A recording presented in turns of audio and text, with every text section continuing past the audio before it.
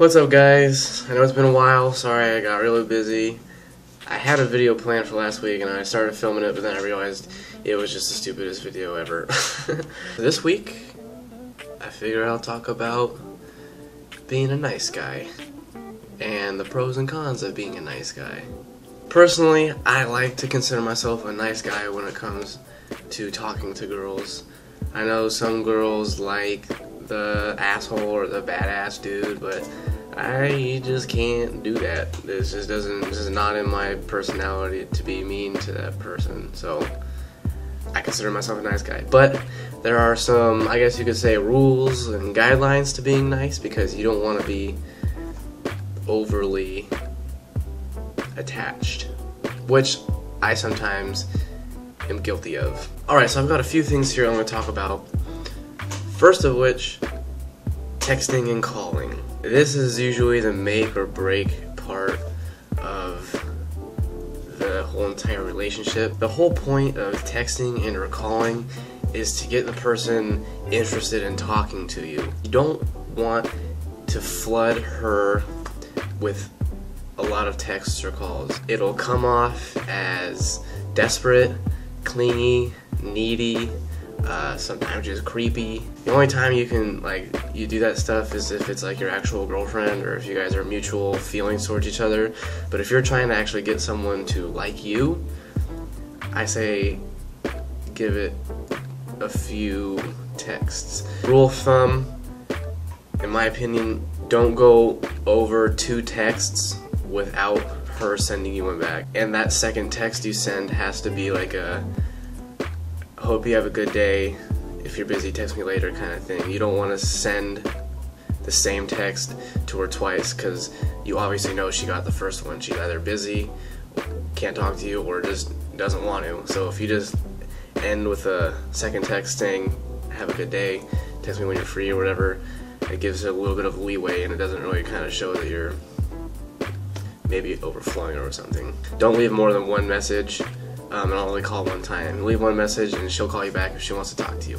Secondly, gifts. I know a lot of guys that want to be a nice guy show it through gifts, but a lot of girls, they don't really want to have gifts every single day of the week for the whole entire relationship. It'll not necessarily bore her, but it'll just be too repetitive. Space them out a little bit. That way it'll be special and it'll give her something to kind of look forward to and get surprised about. Think of it as like, for example, if you were to give her flowers every day, it might get a little repetitive and you'll get used to it and you'll get bored of it. You can't eat candy every single day and cake and cookies. Eventually they'll just be too sweet for you and you just won't want them anymore. If you eat them every other week or once a month, then they taste amazing. And that's kind of just like how it is with gifts. Thirdly, in my opinion, don't be a pushover. If there's something in your heart that you really don't want to do, but she keeps like pestering you about it and stuff, you can say no. It's not gonna, kill someone to say no to do something that you don't want to do. And if she thinks that's you being an asshole, then I mean that's on her part, because that's where communication comes in. If you don't want to do something, you can say no. You don't have to do it. If you're a constant pushover to a girl, in my opinion, it kind of shows insecurities, and it's just kind of unattractive. Some girls are into that and want a guy that does everything for her, but there needs to be some type of rebellious part of a guy. There's some things that I don't want to do and I say no. And I mean, my friends, they don't like it when I say no, but they at least respect my decision, I hope. And hopefully in your case, she'll respect your decision as well. You can agree on a medium to go do something else. And last but not least, number 4, well maybe not last but not least, but at least last that I can come up with, is you don't have to tend to every need that she presents to you. For example, if it's like 1 o'clock in the morning and she wants soup, you to go get soup at the store and bring it to her, I'm not going to do that personally, because I'm asleep, I got school in the morning, and You know, the girl needs to be independent as well as the guy. It's an equal part, like I said, in a relationship or in an interestship. If the girl can't be independent and relies solely on you or expects you to do everything for her, then when you're gone or something like that, what's she gonna do? She has to have her own independence and be able to do things for herself. And you don't have to do everything for her. You can say no and still be considered a really nice guy. It's kind of just like common sense, to be honest.